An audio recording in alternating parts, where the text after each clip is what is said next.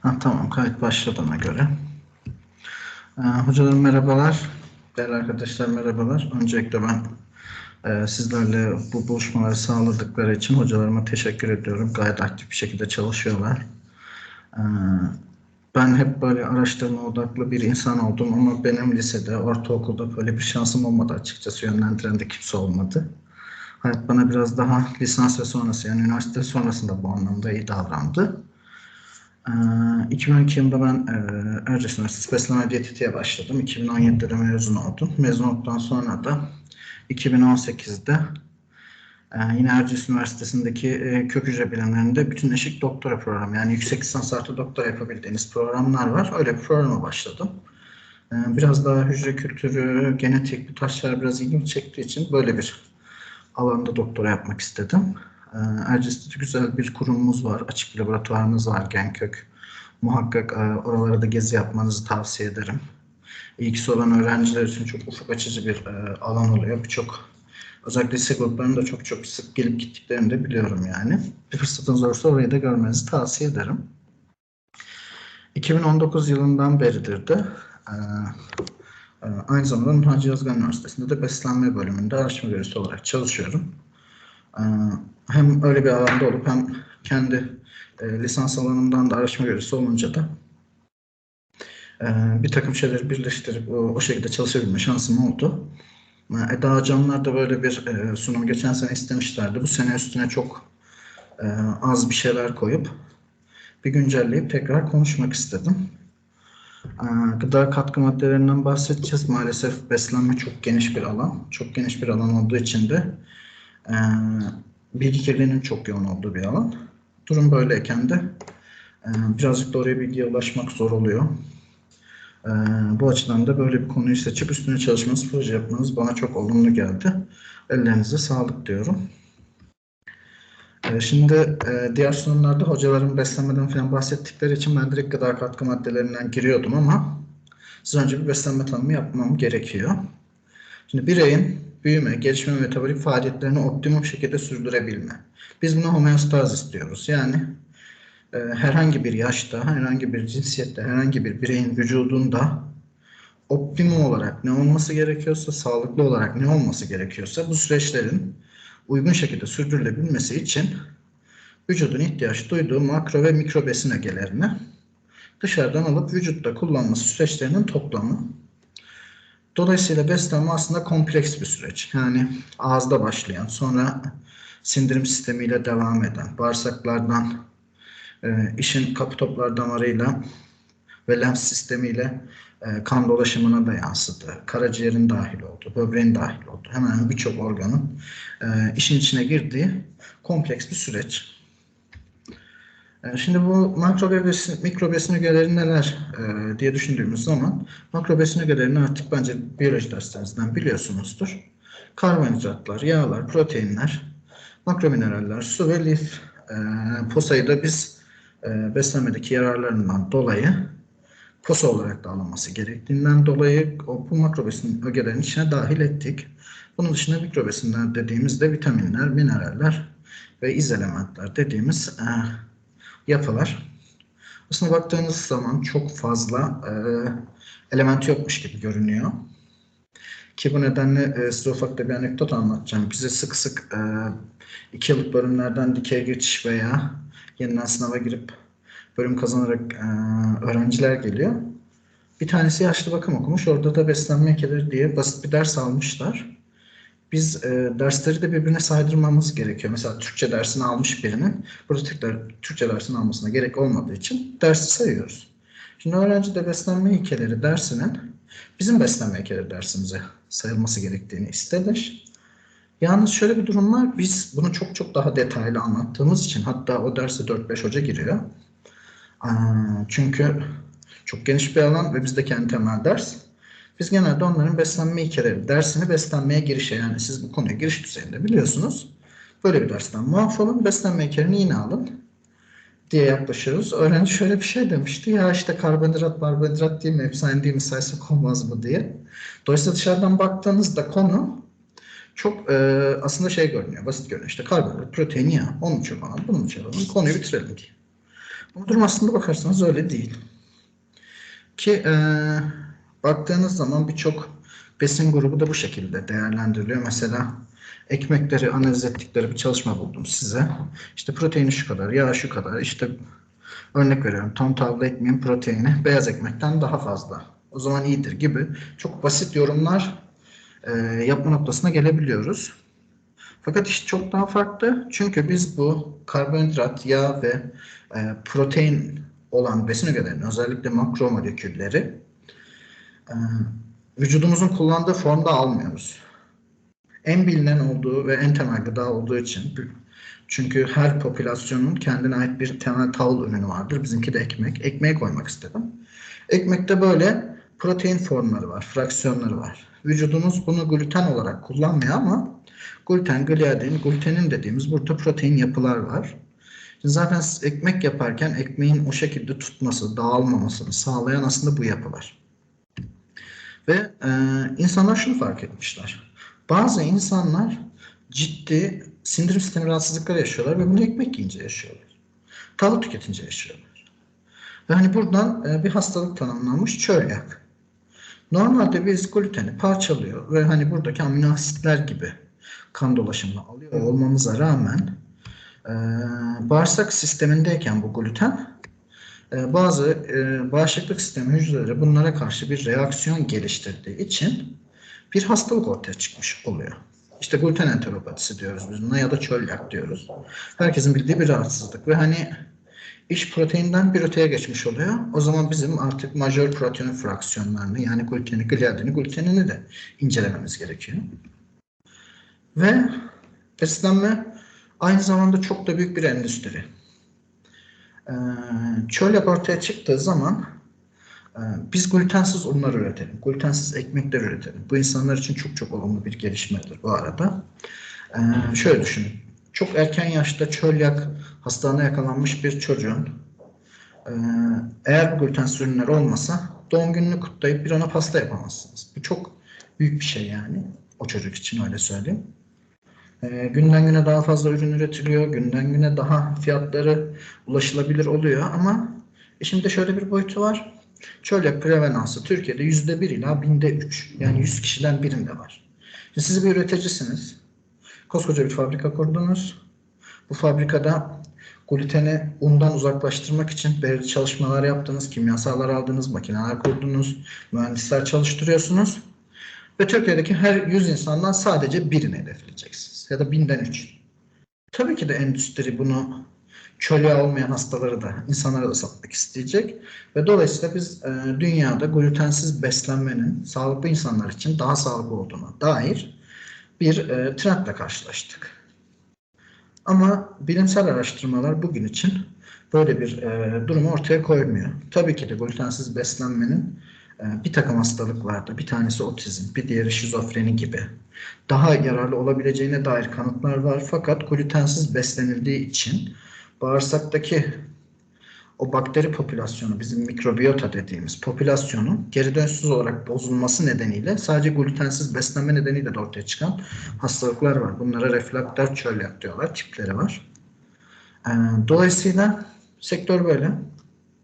Yani bir insan tamamen çölyaklı hastalara ürün geliştirmek, onları daha iyi besleyebilmek için de ürün geliştirebiliyor. Bir diğer insan ya ben bu çalışmayı yapıyorum zaten sağlıklı insana da satayım hadi çölyaksız işte glutensiz beslenme daha iyi diye bir söylenti çıkarsam çok ciddi bir sorun mu bu diye de olaya yaklaşabiliyor.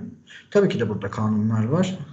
Örneğin besinler üzerinde sağlık beyanlarını yapmak da belirli kanunlara tabidir. Sen kafana göre bu daha sağlıklı yazamazsın hiçbir şeyin üzerine. Ama öyle yapmıyorlar da sosyal medyada bu şekilde pazarlıyorlar.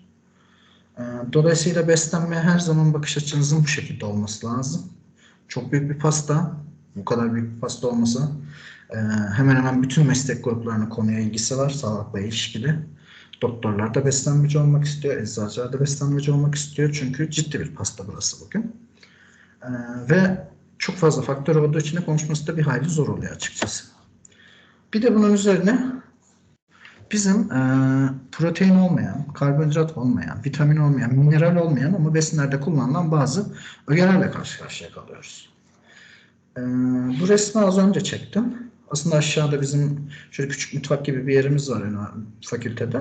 Orada paketli bir ekmek bulup arkasını çekmek istiyordum ekmekten gittiğim için. Ama onu bulamadım. Dolayısıyla mayonez koydum. Şimdi baktığınız zaman hakikaten çok ilginç ürünler var içerisinde. Kalsiyum, lisozyum, ektat veya sorbik asit diye. Bunlar veya ksantan diye. Bunlar çeşitli amaçlarla kullanılıyorlar. Ee, Ve insanlarda çok aslına bakarsanız kaygı düzeyi oluşturabilecek bir noktaya evrildi. Bu tarz besinlerde çeşitli maddelerin, katkı maddelerinin kullanımı. Çok fazla var ve insanlar şöyle bir besin etiketinin arkasını çevirdiğinde orada 10 tane, 20 tane, 30 tane ürün görünce de haklı olarak bence şüpheye düşüyorlar. Hatta bir tane Twitter sayfası takip ediyorum ben. Sürekli A bisküvisi, B bisküvisi, C mayonezi diye paylaşıyor ve şey yazıyor. Besin mi, kimya laboratuvarı mı? Hani normal bir insanın bakış açısıyla olay bence çok da yanlış değil. Şimdi ksantangamat baktığınız zaman mısır nişastasında bir bakteri olan, ben de bunu bugün öğrendim. Bir bakteriyle fermentasyonlar üretiliyormuş ve gastronomide bağlayıcı olarak kullanılıyor. Yani sizin ürününüz daha katı dursun diye. En çok da salata soslarında kullanıyorlarmış. Şimdi ben 17 mezun oldum. 5 yıldır diyetisyenim. Birisi bana dese ki ksantangram zararlı mı faydalı mı nereden bileyim diyeceğim. Yani beslenme öyle bir alan çünkü. Binlerce ot var. Binlerce biyobileşen var. Ve hani konu gıda katkı maddeleri olduğunda da epey bir şeyden bahsediyoruz. Dolayısıyla hepsini böyle onun özelinde konuşmak gerekiyor. Gıda katkı maddeleri tanımı yapayım size. Üretim, işleme gibi aşamalarda koruma, stabilize etme gibi teknolojik amaçlarla gıdaya ilave edilen maddeler. Şimdi insan nüfusu üzerinde çok ciddi bir artış var 1900'lü yıllardan bugüne. Ve bu da çok artan bir besin ihtiyacını doğurdu. Ve dolayısıyla besin üretimi dünyada son birkaç yüzyılda özellikle 20. ve 19. yüzyılda çok arttı. Bu artış paralelinde bazı şeyleri getiriyor. Sen çok üretiyorsan rafa koyman gerekiyor. O rafta belirli bir kalitede olması gerekiyor. Artık günümüzde insanlar farklı ürünler talep edebiliyorlar. Örnek veriyorum. Birisi diyor ki ben beyaz ekmek yemek istemiyorum. Sen bana kinoalı ekmek yap. Karabuğdaylı ekmek yap. Beyaz undaki tipik gluteni sağlayamadığınız zamanki başka mesela örnek veriyorum. Çavdar ununda, yulaf ununda bu şekilde bir gluten oluşturamıyorsunuz. O ekmek tutmuyor, dağılıyor. O fonksiyonunu oluşturabilmek için o ekmeğin muhakkak bir şeyler kullanmanız gerekiyor. Dolayısıyla amaç aslına bakarsanız çoğu zaman o besinin stabilizasyonu sağlamaktır. Şimdi ve bu amaçla kullanılan çok fazla şey var. Daha doğrusu farklı amaçlarla kullanılan çok fazla şey var. Bugün 1500'ün üzerinde gıda katkı maddesinden söz ediyoruz. Avrupa Birliği'nde satılan gıdaları 1980'den beridir tam içerik etiketlemesine sahip olarak görmek istiyor. Yani sen bir yufka satıyorsan bu yufkanın içinde tam olarak ne olduğunu yazman gerekiyor. Ben su koydum, un koydum, tuz koydum, bu efendim yumurta koydum, orada bitti. Avrupa Birliği bunu istemiyor. Çünkü şundan farkında, sen sadece 3 kalemle, 4 kalemle ürettiğin yufka rafta bir hafta, bir ay durmuyor. Seninki duruyor. Demek ki onun içinde bir şey var. Ve bunu beyan et istiyor. E-kodları vermişler. E100'den başlıyor, 1500'ün üzerine doğru gidiyor. Muhtemelen de her yıl bunun üzerine bir tane, iki tane yenileri keşfedildikçe, yenileri kullanmaya başlandıkça veya geliştirildikçe, örnek veriyorum. X maddesinin daha iyisini sentez ettikçe bir üstüne çıkabiliyorlar. Burada size direkt E100'den, hani ilkinden başlayanları koydum. Fakat ilk 3-5 tanesinin bile içerisinde çeşitlilik çok fazla. Şimdi E100'e baktığınız zaman kurkumin. Kurkumin bizim faydalarının olduğunu bildiğimiz birçok alanda, kanserde dahil çalışılan bir biyobileşen, bir besin maddesi. Ve açıkçası bir üründe kurkuminin kullanımının kesinlikle bir problem olacağını düşünmüyoruz. Ki burada da gördüğünüz gibi diyor ki doğal olarak oluşturulan bir turuncu sarı renk. Yani bu E100 ile E120 aslında bunlar tamamen renk için kullanılan ajanlar. Bir sonrakine geliyorum. Riboflavin. Riboflavin zaten bir vitamin arkadaşlar. B2 vitamini. Dolayısıyla bunun da bir problemi olduğunu düşünüyorum. Ama E102'ye geldiğim zaman karşıma tartazin çıkıyor. Bu da tamamen kurkuminle aynı amaçla kullanılıyor. Sarıya turuncuya boyayayım. Ama tartazinle PubMed'e yazdığınız, yani bizim sağlık literatüründeki bilimsel araştırmaların bulunduğu alana yazdığınız zaman tartazinin sağlık üzerine bazı zararların olduğuna dair yayınlarla karşılaşabiliyorsunuz. Veya bu E120'ye geldiğiniz zaman kokineal, karmin diye de bilinir. Parlak bir kırmızı renk veren bir şeydir. Latin Amerika'da üretilen bu kokineal böcek kabuğundan üretiliyor. Doğrudan da zaten adını o kokineal böceğinden almış durumda. Şimdi sağlık zararı olmayabilir ama biz kültürel olarak, dini olarak böcek yemek isteyen bir toplum değiliz. Ki açıkçası burada e, böyle biraz daha merdiven altı işletmelerde çok ucuz satılan bazı pastırma sucukların da gereksiz parlak kırmızı bir rengi var. Ben kimseyi de suçlamak istemiyorum ama bu kokinealin pastırma sucuklarda burada kullanılabiliyor olduğunu da özellikle bilinmeyen merdiven altı işletmelerde düşünüyorum yani. Yani konu aslında bizim için her zaman sağlık da değil. Ve tamamen size şuradan 4-5 tane renklendirmek için kullanılan ürünü anlattım. Hepsi birbirinden çok farklı. Biri vitamin, biri biyoktif bileşen. Kimisi çok hakikaten sağlık üzerine iyi. Kimisinin sağlık zararı var. Kimisi tamamen böcekten geldiği için biz bunu beslenmemizde istemiyoruz gibi birçok boyutu var. Zaten Avrupa Birliği de bu sınıflamaları yaparken belirli kategorilere ayırmış. E100 ile 199 arasında renklendiriciler demiş. 200'den sonrasında koruyucular demiş. Antioksidanlar demiş. Kanama arttırıcılar demiş. Şimdi buraya baktığınız zaman büyük oranda bu E kodu sınıflamalarının organolepti ile alakalı olduğunu biliyorsunuz. Organolepti ne demek? Organolepti bizim bir besinden aldığımız bütün doyusal özellikler.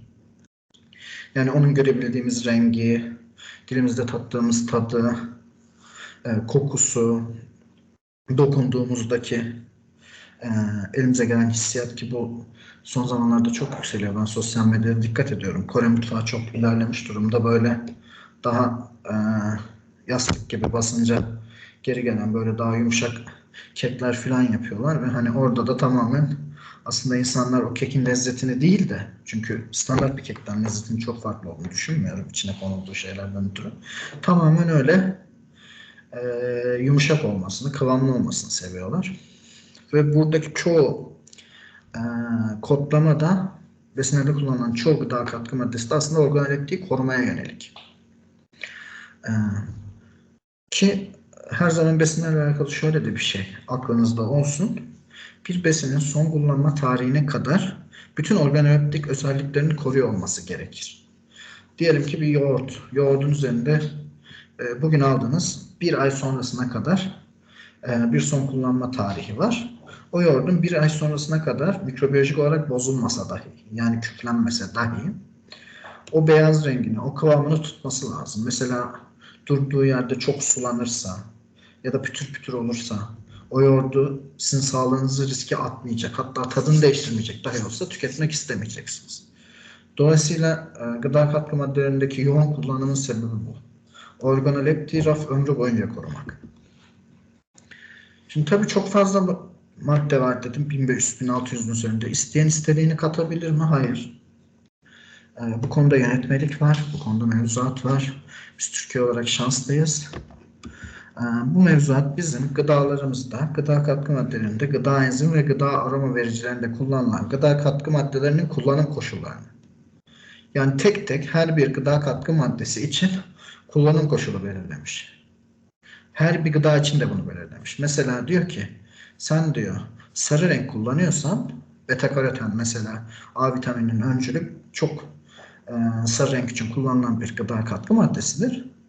Kullanabilirsin. Ama örneğin sen bunu beyaz bir sana yağını sarıya boyayıp tereyağı gibi satmak için kullanma diyor. Bu yönetmenin detaylarını okuduğunuz zaman bu tarz şeylerle her bir ayrı gıda katkı maddesi ve besin için karşılaşıyorsunuz. Bu yönetmenin dışında da her bir besine ait ayrı tebliğler de var. Mesela zeytin tebliği var, süt tebliği var, yağ tebliği var. Onlarda da bu tarz regülasyonlar var. Ve nasıl etiketleyeceğiz? Sen bunu koydun ama ne kadar yazacaksın? Gramı belirteceksin. E-kodu olarak mı yazacaksın? Bunları tamamen söyledi. Dikkat ederseniz bu yönetmelik 2008 yılındaki belirli bir sayıdaki Avrupa Parlamentosu ve Konseyi tüzüğüne paralel olarak.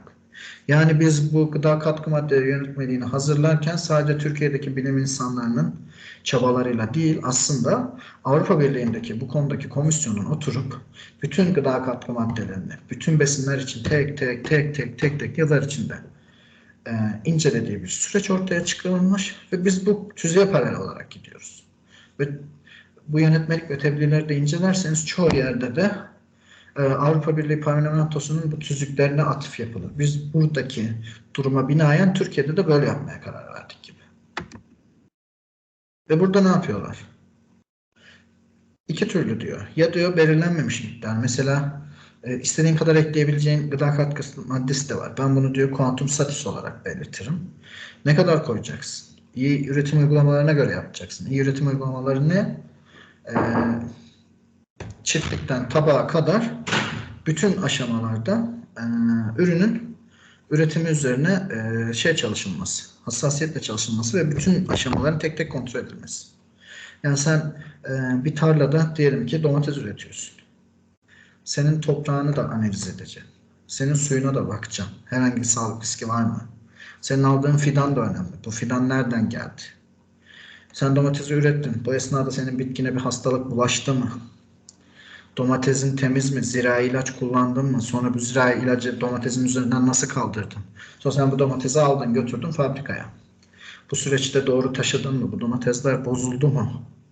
Fabrikada domatesler, örnek veriyorum, domates suyu çıkarılmak için kullanılacak. Bu aşamada sen o domates suyunu daha iyi çıkarayım diye bir şey kullanıyor musun? Veya kullandığın makineden bir ağır metal geçişi oluyor mu? Çünkü domates asidik bir gıda. O domates suyunu sonra şişeledin. Şişelediğin ürün, şişeleme ürünün bunun için uygun mu? Son kullanma tarihine kadar o domates suyu bütün organoleptik özelliklerini koruyor mu? Bozuluyor mu? Tabağa gelene kadar çiftlikten tabağa veya tarladan tabağa gelene kadar bütün süreçlerin denetimli olmasını gösteren bir süreç. Ve hedeflenen amacı sağlamak için gerekli olan miktardan daha yüksek olmayan bir miktarda. Bu da önemli. Sen sarı bir renk vermek için kilogramına 1 gram atman yetiyorsa 2 gram atma diyor. Ve tüketiciyi yanıltmayacak şekilde. Az önce söylediğim şeye tekrar dönüyorum.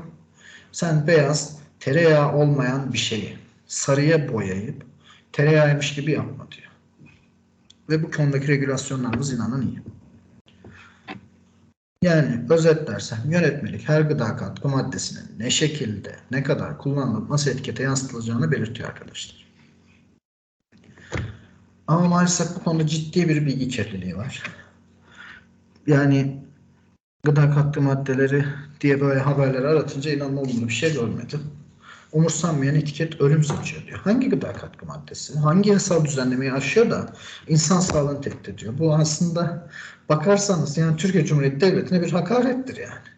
Senin yönetmeliğin var, tebliğin var ama bunu aşıyorlar, istediklerini koyuyorlar, ölüm saçıyorlar. Bir de tabir çok sert yani. Hani alerji yapmıyorlar. İşte rahatsız etmiyor. Ölüm saçıyorlar direkt. Ve basın gerçekten dedim ya, beslenme çok büyük bir pasta. Buradan medyada üstüne düşeni almak istiyor. Ve maalesef böyle uygun olmayan başlıklar da atabiliyorlar.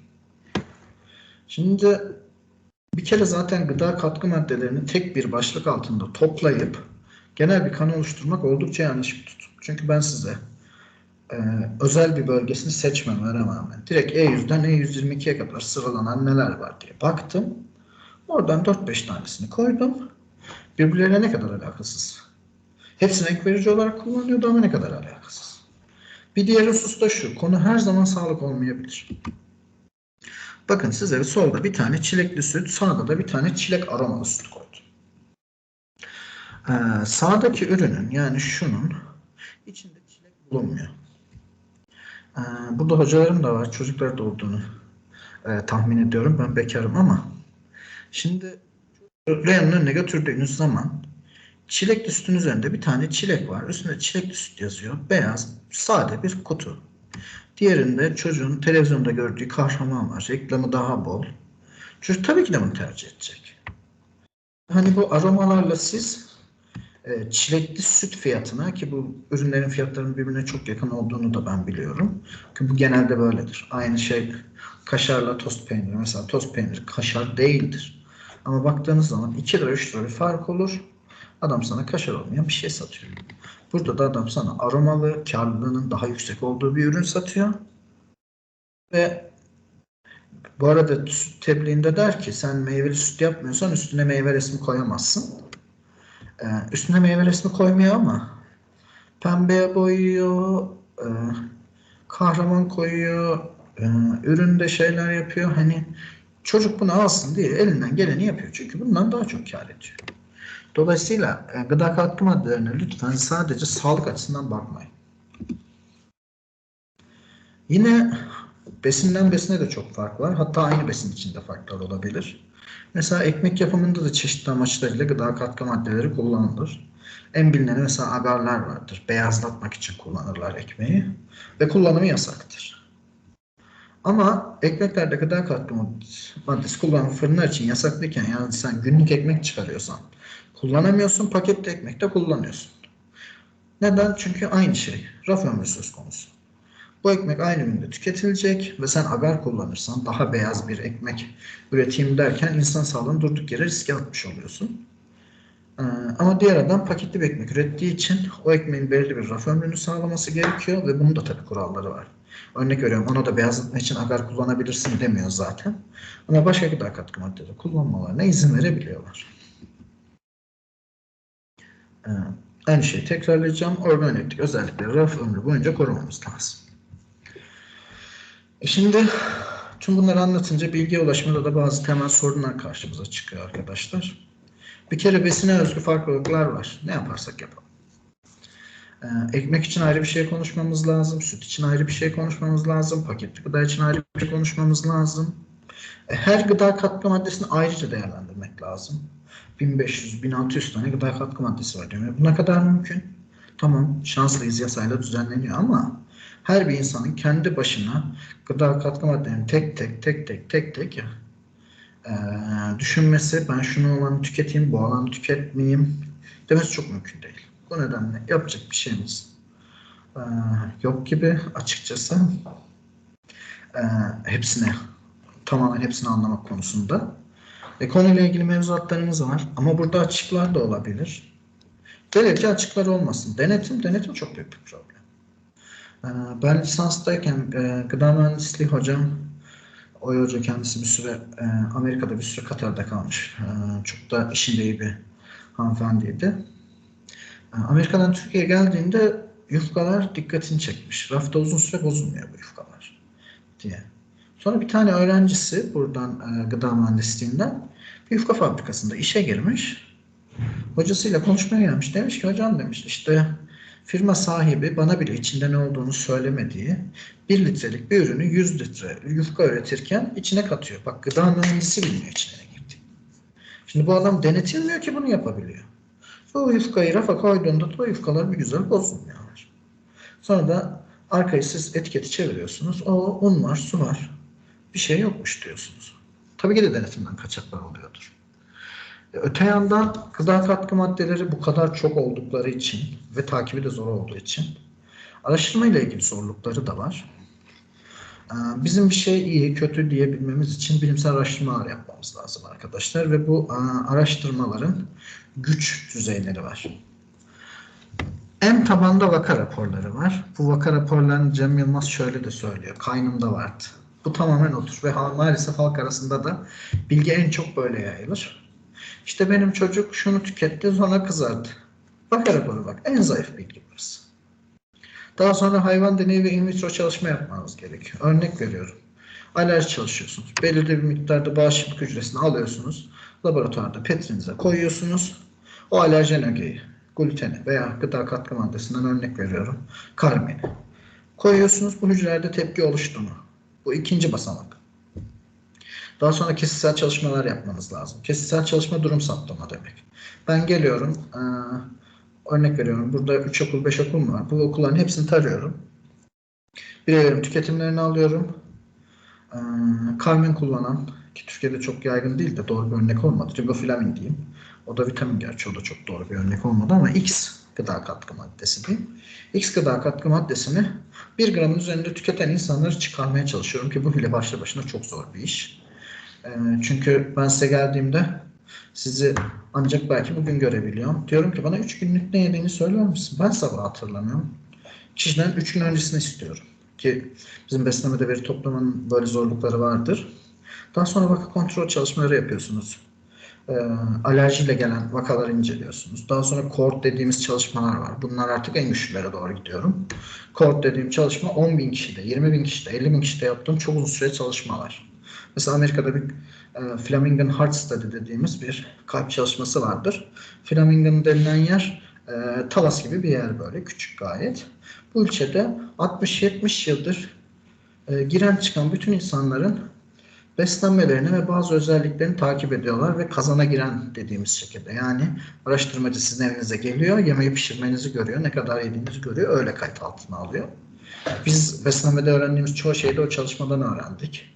Zayıflığın daha iyi bir şey olduğunu, zeytinyağının iyi olduğunu gibi gibi gibi. Kohortları yapmak da çok zor. Ve kohortlarda bir kişinin ne kadar protein aldığını aşağı yukarı hesaplayabiliyorsunuz. Karbonhidrat hesaplayabiliyorsunuz ama hangi gıda katkı maddesini ne kadar tükettiğini hesaplamanız çok güç. Elimizde böyle database'ler de yok. Yani kişi diyor ki mesela ben diyor bir tane diyor çikolata gofret yedim diyor. Sen ben onu çikolata gofret olarak aşağı yukarı ne kadar karbonhidrat içerdiğini bilebiliyorum ama spesifik markasını bilmezsem hangi gıda katkısının ne kadar koyduğunu bilemiyorum. Bunda da bir eksiklik var. Bunun üstüne rastgele kontrollü deney çalışma dediğimiz, yani belirli insanı alıyorsunuz, onlara beslenmelerine bir şey koyuyorsunuz ve bu bir probleme yol açıyor mu ya da bu bir iyileşme yapıyor mu? Örnek veriyorum. X hastalığı için ben gluten diyetten çıkarmaya çalışıyorum. Çıkardım, faydası oldu mu olmadı mı bunu inceliyorum. Bunlar kolay şeyler değil. Özellikle bir gıda katkı maddesinin potansiyel zararını ben bu çalışma düzeninde incelemek istersen bu çok etik bir şey olmuyor ve bu tarz şeylere çok açıkçası onay da alamıyorsunuz. En tepede de bizim meta analiz, sistemik değerleme dediğimiz araştırma tipleri var. Bunlar aşağıdaki bütün hepsinin istatistiksel yöntemlerle birleştirilip mesela E102 gıda katkı maddesi için yapılmış 1000 tane çalışmayı adam alıyor karşısına. Bunların hepsini istatistiksel yöntemle birleştirip bize bir çalışma sonucu söylüyor. Burada bile söylediği şey relatif risk skorudur. Yani şunu der. Mesela tuz için artık biz tuzun fazlasının zararlı olduğunu bildiğimiz için çok net kanıtımız vardır elimizde. Tuz için der ki günde 5 gram fazla tuz tüketen kişinin hipertansiyon olma riski 3 kat fazladır der. Hipertansiyon olur demez. Bilim maalesef böyle yavaş çalışıyor. Ve süreçler böyleyken insanların beslenmenizden şunu çıkarın, beslenmenize şunu ekleyin, şu gıda katkı maddesi kesinlikle zararlıdır, bu kanser yapar. Bunlar kesinlikle bilimsel söylem değildir. Siz televizyonda veya başka bir platformda sağlık önerisi veren bir sağlık profesyoneli, bu doktor olur, diyetisyen olur, gördüğünüzde cümlelerinin kesinliğine dikkat etmeniz lazım. Yani kişi demiyorsa ki artık bu iyice çalışıldı, meta analizler şöyle şöyle söylüyor. Buna göre tuz tüketimi hipertansiyon için risk faktörüdür gibi çok net bilgiler de değil de işte efendim domatesi şeyden çıkarırsak, beslenmeden çıkarırsak şey olacağız, kansere daha az yakalanırız gibi kesin cümleler koruyorsa inanın o insanlar size palavra atıyorlar yani. Yani ben okudukları konusunda bu noktada da gelinmediğini bildiğim için söylüyorum. Bu nedenle biz bunları incelerken muhakkak bu işler iyice çalışılmış mı onlara bakmamız gerekiyor. Tabii ki bu işin profesyonel olmayan insanların bunları okuyup anlaması da çok zor. İşte dediğim gibi işte veri toplama zorlukları var. Bir diğer husus, böyle çalışmaları yapmakta da zorlanabilirsiniz. Çalışma maliyetleri yüksek hakikaten. Ve örnek veriyorum, Türkiye için konuşayım. Türkiye'de araştırma bütçelerini daha çok insanlar ürün geliştirilecek projelere harcamak istiyorlar.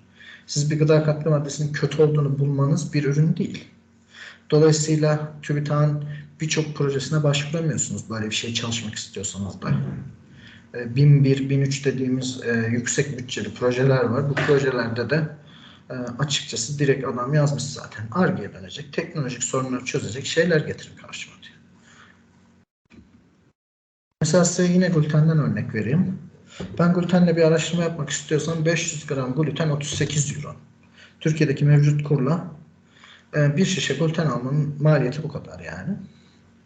Ve diyelim hayvan deneyi yapacaksınız glutenle. Atıyorum elinizde otizmli fareler var. Bu otizmli farelere ben gluten verdiğimde otizmleri kötüleşecek. Gluteni diyetlerinden çıkardığımda otizmleri iyileşecek diye bir çalışma yapmak istiyorsunuz. Böyle çalışmalar var bu arada da. Belki de o hayvanların her bir tanesi için bunlardan bir şey kullanmanız gerekecek. Bir sürü hayvanla çalışacaksınız. Yani bir tetrin oluşması maalesef zaman istiyor. Ve bugün henüz çoğu gıda katkı maddesi için bu zararlıdır, bu kötüdür diyecek noktada değiliz. O kadar net görünenleri de büyük oranda zaten yasaklanmış durumdalar. Bu konuda dediğim gibi kanunlarımız, tebliğlerimiz iyi. Bu konuda çalışılmıyor mu? Tabii ki de çalışılıyor. Ben sadece Food Additives diye PubMed bilmeyen arkadaşlarım için söyleyeyim.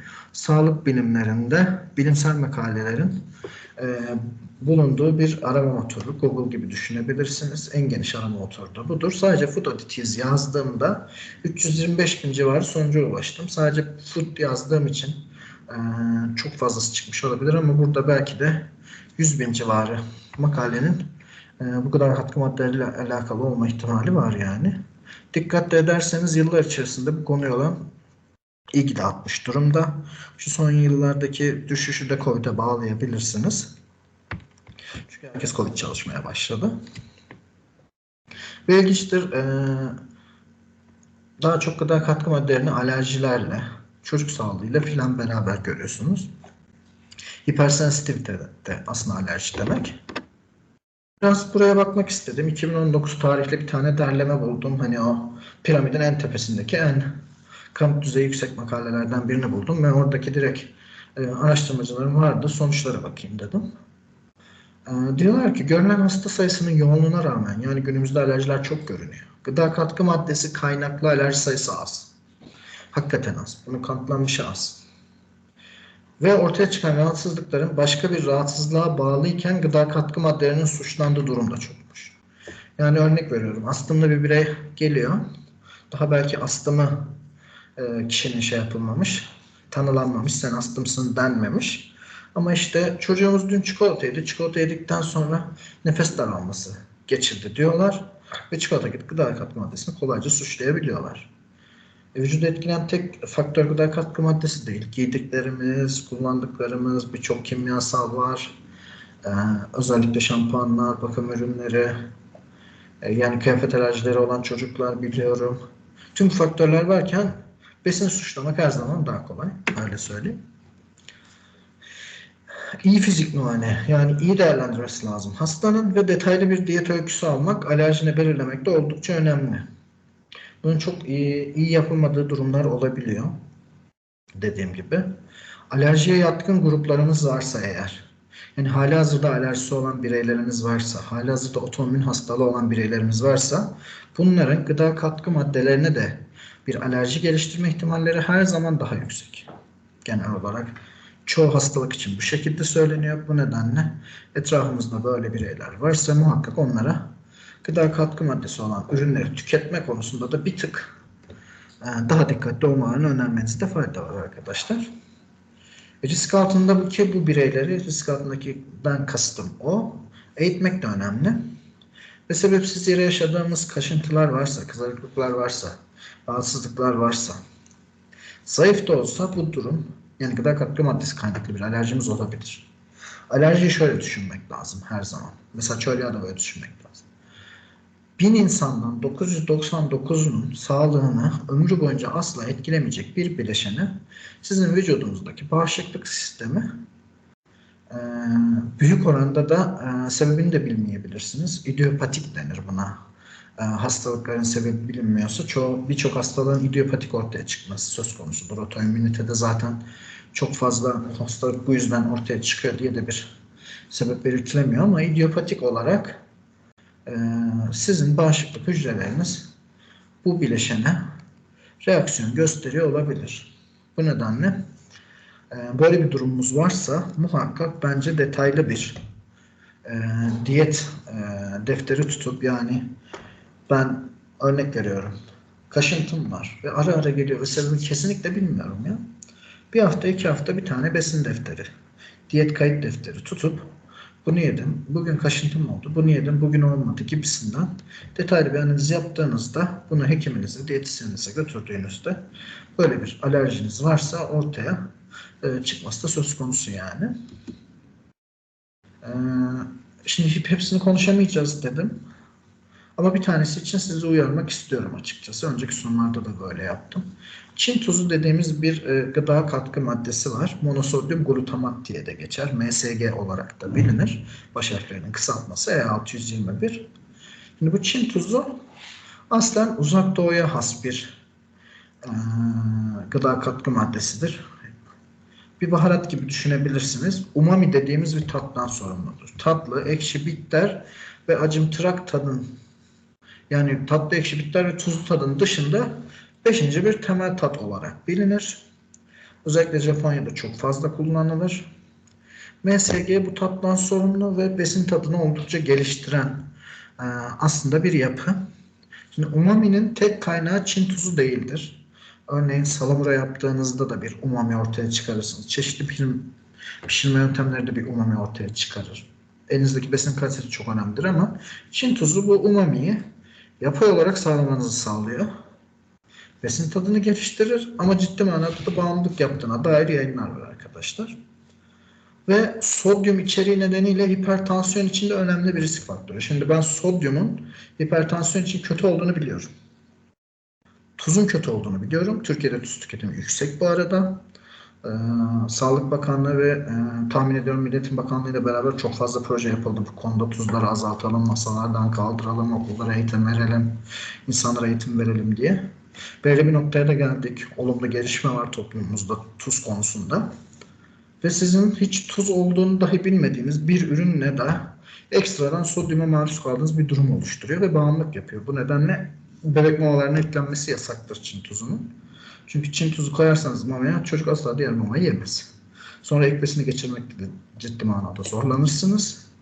Bu nedenle Çin tuzu için etiket okumada dikkatli olmanızı, fast food'larda dikkatli olmanızı, bizim boş enerji kaynağı dediğimiz besin grupları var. Paketli gıdalar, işte hamburgerdir. Yani size enerji veriyor. Örnek veriyorum. 600 kalorilik bir öğün tüketiyorsunuz. Ama bununla beraber vitamin gelmiyor, mineral gelmiyor, posa gelmiyor. Bunlara biz boş enerji kaynağı diyoruz. Mesela patates kızartması. Patatesi o şekilde kızarttığınız zaman kızartılmış yağlı bir nişastadan başka hiçbir şey yemiyorsunuz. Ve o öğününüzde vitamin olmuyor, mineral olmuyor, posa olmuyor. Ve üstüne bir de siz bunları daha çok tüketin diye Çin tuzu koyuyorlar. Bu nedenle Çin tuzuna dikkat etmenizi öneririm. Çok fazla regülasyona da tabi tutulacak bir pozisyonu da yok çünkü kimyasal gibi olmadığı için. Fast food ürünlerinde Çin tuzuna dikkat ediyoruz. Totale geldim. Ben size çok net sonuçlar söyleyemedim. Şu iyidir, bu kötüdür diyemedim. Ne yapacağız? Bir kere arkadaşlar biz 2022'de yaşıyoruz. Bilgi inanılmaz derecede çok. Bu devirde artık biliyor olmanın hiçbir faydası yok. Bu devirde eğitimli beyin olup bilgiyi işlemek gerekiyor. Eğitimli beyin olabilmeniz için de muhakkak hocalarınız eğitim sistemini değiştiriyorlar, geliştiriyorlar, çalışıyorlar ama sizin de üstünüze düşen bazı boyutları var. Bunun birincisi dijital okuryazarlık. Sizin doğru kaynaklardan doğru bilgiyi edinebilir olmanız gerekiyor. Doğru bilimsel kaynakları, mevzuatları, tebliğleri okumanız gerekiyor. Bir diğer husus etiket okuma.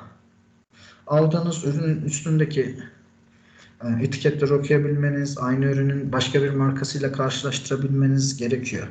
Yani örnek veriyorum, karşınızda 3 tane, 4 tane mayonez var. Ve siz bu mayonezlerin hepsinin lezzetinde aşağı yukarı aynı olduğunu düşünüyorsunuz. Arkayı çevirdiniz. Bir tanesi çok kaçınmış gıda katkı maddesi koymaktan. Son kullanma tarihini daha kısa yazmış mesela. Fiyatı 3-5 lira daha pahalı. Diğerinin gıda katkı maddeleri var. Bunu mu tercih edeyim, bunu mu tercih edeyim?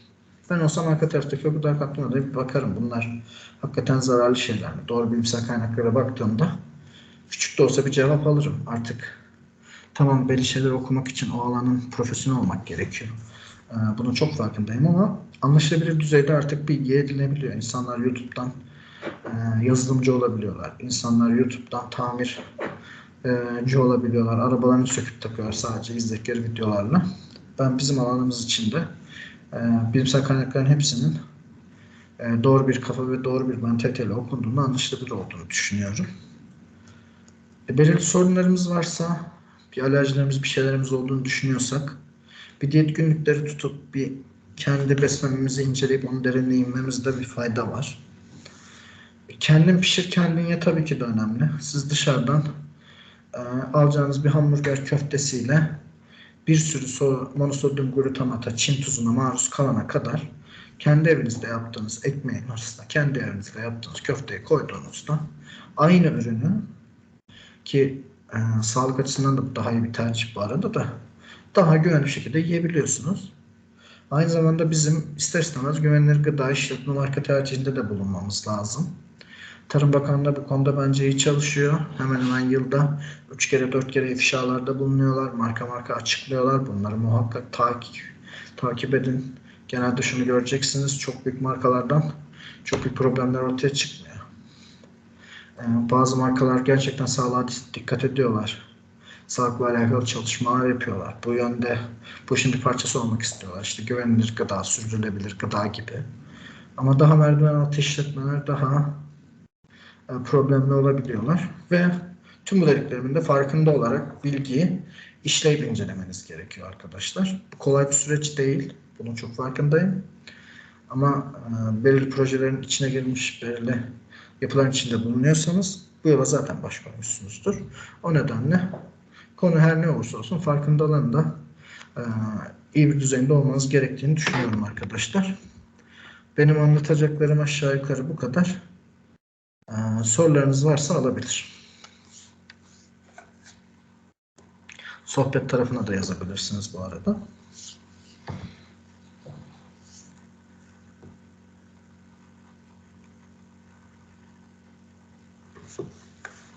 Yusuf Hocam. Şimdi çok Buyurun. güzel kullandınız. Sesim yankı yapıyor. Ben de güzelce de bilemedim.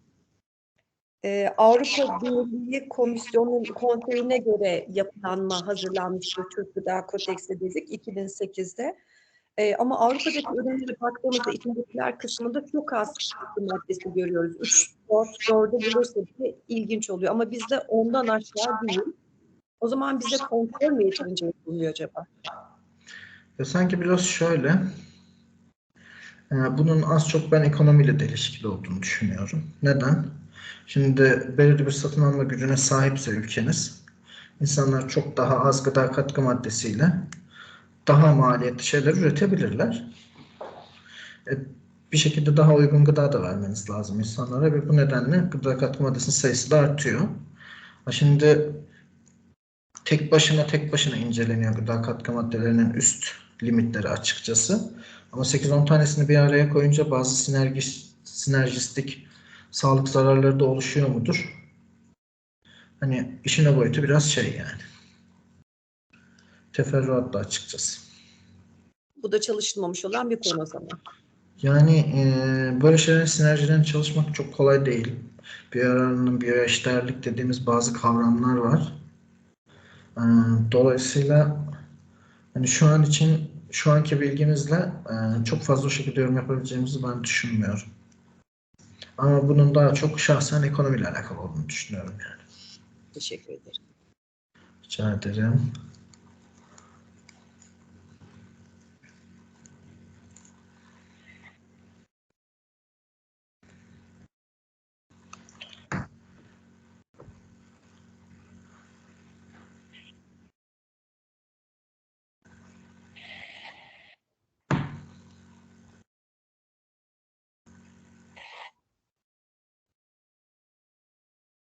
Başka sorusu olan var mı?